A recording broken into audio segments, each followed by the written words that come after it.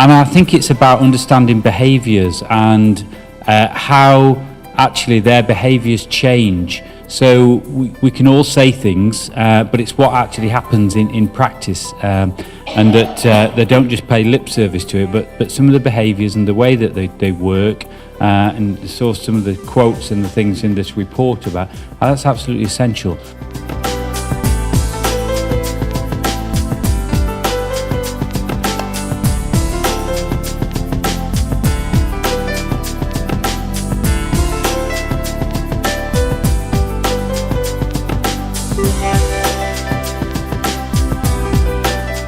Well, the report was, as we discussed this morning, was the result, if you like, of a long process, almost a year, to evaluate these IAPT services. And of course, it was a very powerful experience for us as evaluators, because we got the chance to talk to all the stakeholders who got involved in this initiative. And the most powerful message is, of course, that communities can make a change to the mental health services. And it's very important that we continue this initiative, this new way of doing things. Well, I think this report is a landmark really in terms of us taking forward co-production.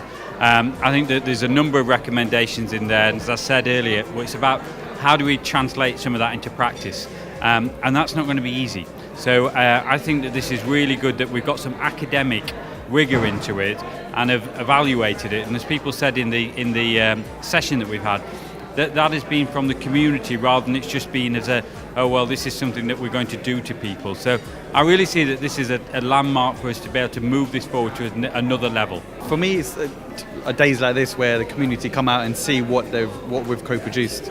And how do community people feel about being part of it as well? Did they feel daunted at first, or did you really have to educate them in how they can actually, make things move forward? Well, they have a lot of capacity, so they understood all of the processes before, actually. So it was, in a way, it was slightly surprising, but not in a way, because they knew what they were doing, they knew what they wanted. So it was heartening, actually, that's the case. I think that is great that we've actually had some research done on the work that we do, because I think, like one of the speakers said, we know intuitively, because we're doing it, that it works. But having some research and some validation to back that up is so good.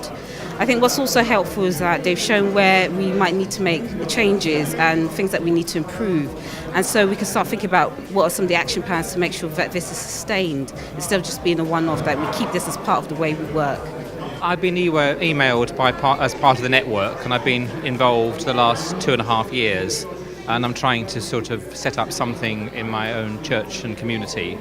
So I used to work in mental health myself, and I'm very committed to trying to find safer, more accessible, comfortable places for people to seek help. I think the thing is, people are scared of hospitals. It's a very basic thing, and that's not necessarily just true of people in faith communities. I think it's true of people generally. So the more you can normalise it and have venues which are just part of the community and in nice settings. We have a church with gardens, and it's been designed as a very comfortable place. And it sort of takes some of the stress out of what is actually a very difficult moment, and therefore makes people, I think, feel much more willing to acknowledge a problem in a much less scary environment. I came here because I have an interest in IAPT, and I'm quite interested in sort of training as a IAPT high intensity therapist, having come from psychology background.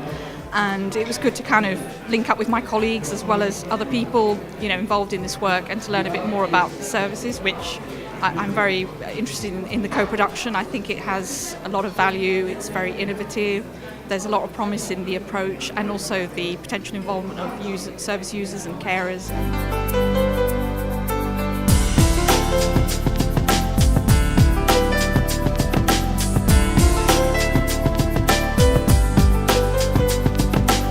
Yeah.